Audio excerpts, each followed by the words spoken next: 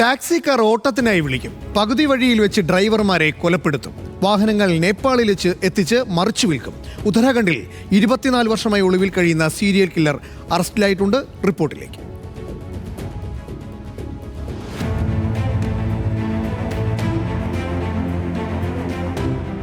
അജയ് ലംബയും കൂട്ടാളികളും ഉത്തരാഖണ്ഡിലേക്കെന്ന് പറഞ്ഞാണ് ടാക്സി വിളിക്കുക.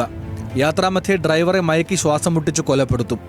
തെളിവ് നശിപ്പിക്കാനായി മൃതദേഹം കുന്നിൻ മുകളിൽ നിന്ന് എവിടെയെങ്കിലും ഉപേക്ഷിച്ച ശേഷം വാഹനം നേപ്പാളിലേക്ക് കടത്തി മറിച്ചു വിൽക്കും. 2001 മുതൽ ഇത്തരത്തിൽ കൊലപ്പെടുത്തിയത് 4 പേരെയാണ്. ഡൽഹി, ഉത്തർപ്രദേശ്, ഉത്തരാഖണ്ഡ് എന്നിവിടങ്ങളിലെ ഡ്രൈവർമാരെയാണ് കൊലപ്പെടുത്തിയത്.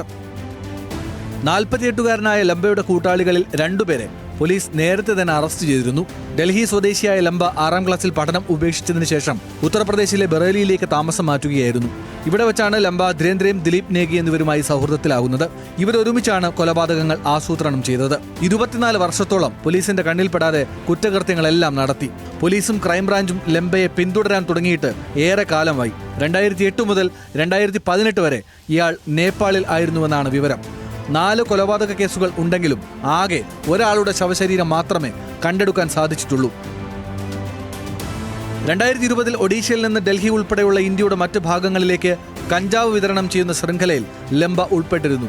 ഈ കേസിൽ 2021 ഡൽഹിയിൽ നിന്ന് NDPS ആക്ട് പ്രകാരം ലംബയെ അറസ്റ്റ് ചെയ്തിരുന്നു. എന്നാൽ കേസിൽ ലംബയ്ക്ക് ജാമ്യം ലഭിച്ച് പുറത്തിറങ്ങിയിരുന്നു. ഇപ്പോൾ ഡൽഹി പോലീസ് ക്രൈംബ്രാഞ്ചാണ് ലംബയെ പിടികൂടിയിരിക്കുന്നത്.